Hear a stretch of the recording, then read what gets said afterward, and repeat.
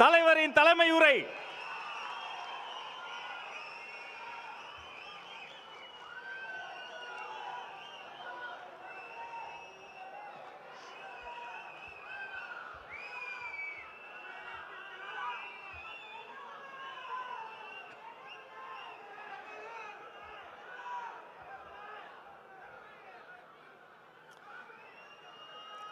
என் நெஞ்சில் குடியிருக்கும்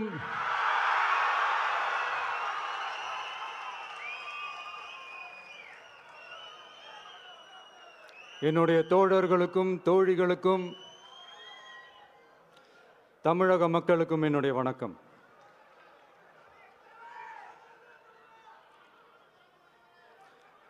நம்ம குடும்ப உறவுகளை இழந்ததுனால சொல்ல முடியாத வேதனையிலும் வலியிலும் இவ்வளோ நாளாக இருந்தோம். அப்படிப்பட்ட அந்த சூழலில்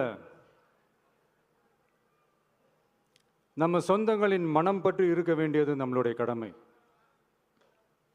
அதனால தான் அவங்களோட சேர்ந்து அமைதி காத்து வந்தோம். ஆனால் இப்படி அமைதி காத்து வந்த நேரத்தில் நம்மளை பற்றி வன்ம அரசியல் வலைகள், அர்த்தமற்ற அவதூறுகள்னு இந்த மாதிரி நிறையா விஷயங்கள் நம்மளை பற்றி பின்னப்பட்டன, பரப்பப்பட்டன. இது எல்லாமே சட்டம் மற்றும் சத்தியத்தின் துணை கொண்டு துடைத்து எறிய தான் போகிறோம்.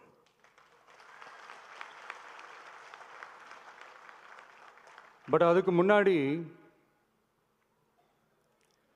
தமிழக சட்டமன்றத்தில் நமக்கு எதிராக நிகழ்த்தப்பட்ட ஓர் உரைக்கு ஒரு நாகரிக பதிலடி கொடுக்கணும்னு நான் நினைக்கிறேன்.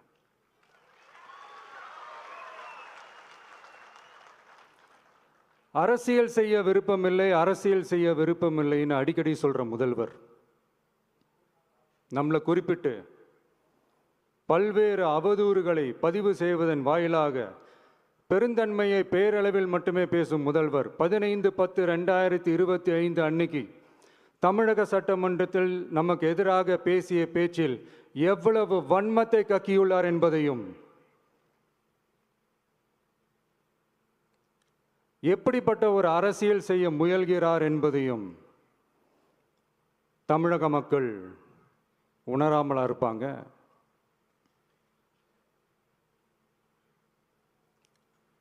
இந்த கரூரோட சேர்ந்து இந்த 5-6 மாவட்டத்துக்கு இந்த மக்கள் சந்திப்பு நிகழ்ச்சிகள்லாம் நடத்தியிருக்கிறோம், போயிருக்கிறோம். அங்கெல்லாம்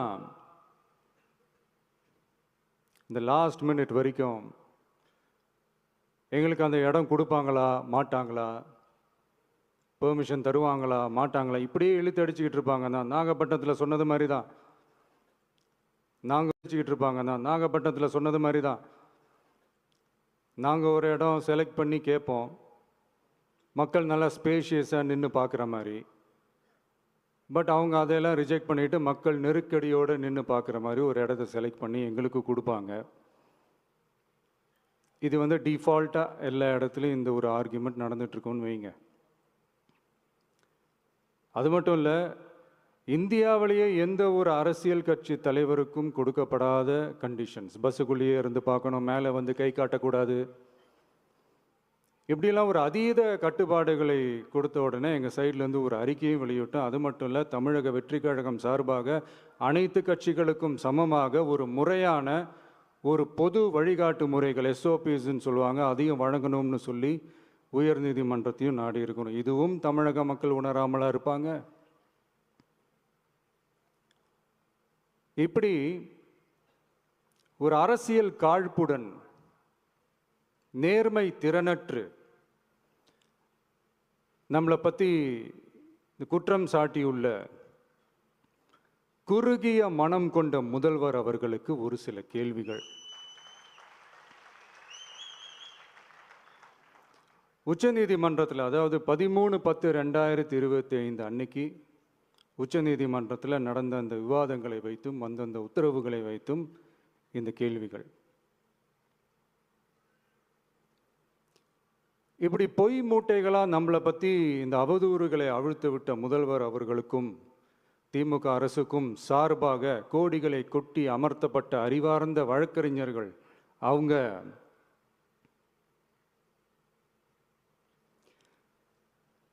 இந்த கபட நாடக திமுக அரசோட தில்லுமுல்லுகளை தாங்கி பிடிக்க இயலாமல் உச்ச நீதிமன்றத்தில் திக்கு திணறி நின்றது முதல்வர் அவர்களுக்கு மறந்துவிட்டதா? இந்த கரூர் சம்பவத்துக்கு அப்புறமே அவசரமா ஒரு தனிநபர் ஆணையம், அந்த தனிநபர் ஆணையத்தை அவமதிக்கிற மாதிரி அரசு உயர் அதிகாரிகள், காவல்துறை உயர் அதிகாரிகள் எல்லாருமே நம்மளை பற்றி ஃபுல்லாக இந்த அவதூறுகள் பரப்பி ஒரு செய்தியாளர்கள் சந்திப்பு அவசரமாக. இதெல்லாம் ஏன் நடக்குது, எதுக்காக நடக்குது அப்படின்னு ஒட்டுமொத்த தமிழக மக்களும் கேள்வி கேட்க ஆரம்பிச்சாங்க. இதுவும் தமிழக முதல்வர் மறந்துட்டாரா? அதுக்கப்புறம் அந்த தனிநபர் ஆணையத்தை தலையிலேயே கொட்டி வீட்டுக்கு அனுப்பிச்சிட்டாங்க. அது வேறு விஷயம்.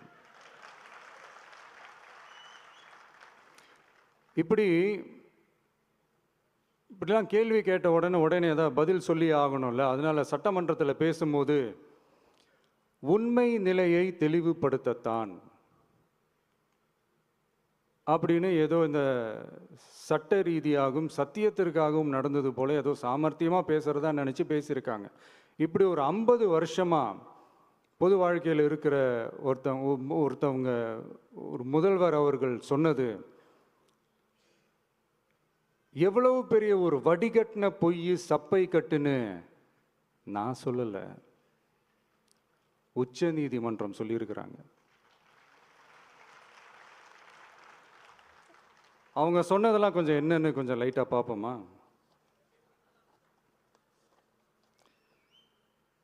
The comments which have been made before the media by the top officers of the police department may create doubt in the minds of the citizenry on impartiality and fair investigation. The faith and trust of the general public on the process of investigation must be restored in the criminal justice system. அதாவது அரசு காவல் உயர் அதிகாரிகள் ஊடகங்களிடம் பேசியது என்பது பொதுமக்களிடையே நியாயமான விசாரணை நடக்குமா என்ற சந்தேகத்தை ஏற்படுத்தக்கூடும் என்றும், நியாயமான விசாரணை மூலமே அந்த சந்தேகத்தை மீட்டெடுத்தே ஆக வேண்டும் என்றும் உச்ச நீதிமன்றம் தமிழக அரசின் தலையில் ஓங்கி நறுக்கு நறுக்கு நறுக்கு என்று கொட்டியதை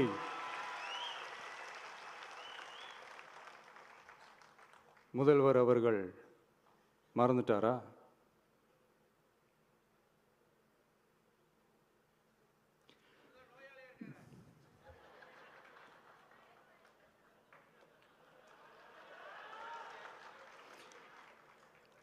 மாண்புமை சென்னை உயர்நீதிமன்றத்தின் மாண்புமிகு நீதியரசர் SIT அமைத்து உத்தரவிட்டார் அல்லவா? அந்த உத்தரவை ஏதோ சட்டத்தின் மீதும் நீதி பரிபாலனத்தின் மீதும் மரியாதை கொண்டவர்கள் போல ஒரு நாடகத்தனமான கொண்டாட்டத்தை திமுகவிற்கு ஒத்து ஊதுவோரும் நடத்தி கூத்தாடி குதூளித்தனர் அல்லவா? தாவேகாவிற்கு எதிராகவும் நமக்கு எதிராகவும் உயர்நீதிமன்ற மாண்புமிகு நீதியரசர் தீர்ப்பளித்து விட்டதாக விதந்தோதி விழா எடுத்தனர் அல்லவா? அந்த உத்தரவை குறித்து சொல்லும்போது எந்த ஆவணத்தின் அடிப்படையில் அந்த உத்தரவு அமைக்கப்பட்டது? நான் கேட்கல, உச்ச நீதிமன்றம் கேட்டிருக்கிறாங்க. The judgment is completely silent about how learned single judge arrived at such a conclusion and what material was pursued by the court என்று உச்ச நீதிமன்றம் உரத்த குரலில் கேள்வி கேட்டது. அப்போதும் கூட உச்ச நீதிமன்றத்தில் திமுக அரசுக்காக வாதாடிய அறிவார்ந்த மூத்த வழக்கறிஞர்கள் பதில் சொல்ல இயலாமல் வாய் மூடி மௌனம் காத்ததை நாடே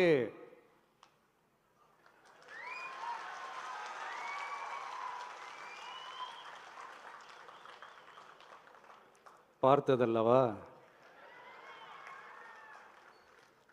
இதையும் முதல்வர் அவர்கள் மறந்துட்டாரா?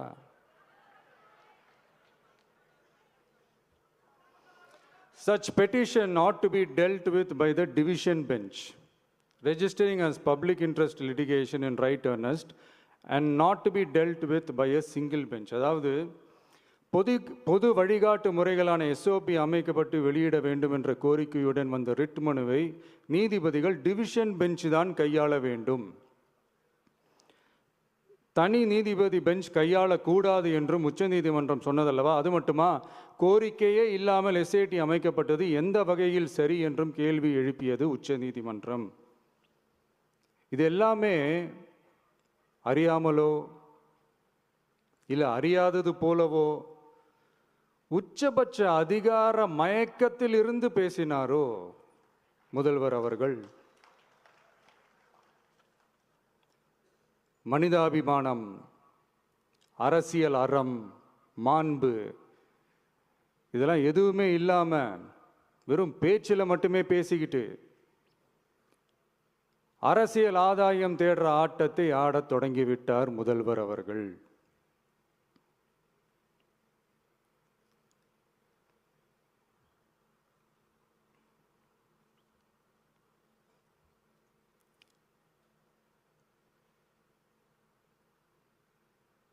இதெல்லாம் என்ன அவங்களுக்கு புதுசா? என்ன 1969க்கு அப்புறமே எப்போ கட்சி அவங்க கைக்கு வந்ததோ, இன்னும் குறிப்பாக சொல்லணும்னா 1972க்கு அப்புறம் கேள்வி கேட்க ஆளே இல்லாமல் போச்சுல்ல, அதுக்கப்புறமே இந்த திமுக தலைமை இப்படி தானே இருக்குது. இப்போ நாங்கள் கேட்டோமே இந்த சில கேள்விகள்லாம், இதெல்லாம் நான் கேட்கல, சுப்ரீம் கோர்ட் கேட்டிருக்கு. இதனால் என்ன புரிய வருது? இந்த கவர்மெண்ட் நடத்துகிற அந்த விசாரணை மேலே சந்தேகம் ஏற்படுதுன்னா அதுக்கு என்ன அர்த்தம்? உங்கள் மேலே நம்பிக்கை இல்லைன்னு அர்த்தம்.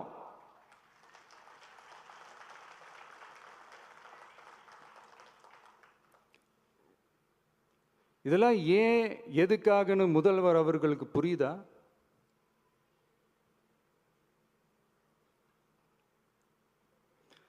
சுப்ரீம் கோர்ட் சொன்னதோட மட்டும் இல்லை, நிஜத்திலும் இன்னைக்கு மக்களுக்கு இந்த கவர்மெண்ட் மேலே இருக்கிற நம்பிக்கை மொத்தமாக மண்ணுக்குள் புதைந்து விட்டது.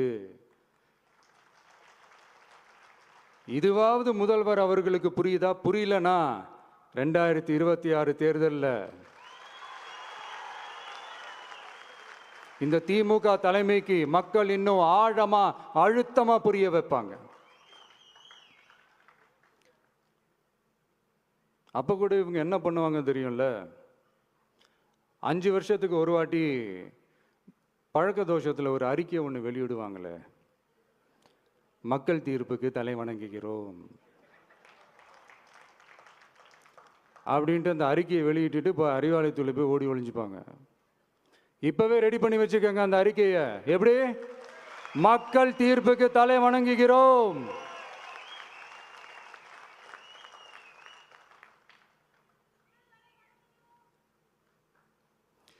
நான் போன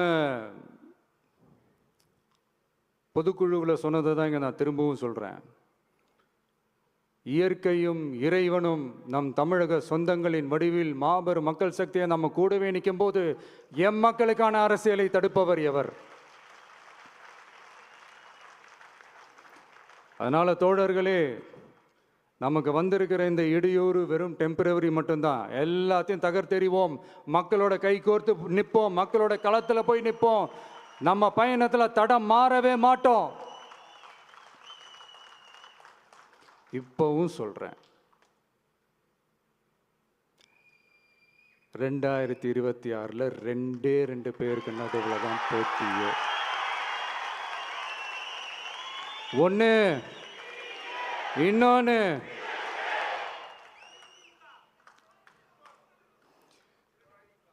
இந்த போட்டி இன்னும் ஸ்ட்ராங்கா மாறப்போகுது. 100% வெற்றி நமக்கு. வாகை சூடுவோம், வரலாறு படைப்போம். கான்பிடென்ட்டா இருங்க, நல்லதே நடக்கும், வெற்றி நிச்சயம். மீண்டும் சந்திக்கும் வரை நன்றி, வணக்கம்.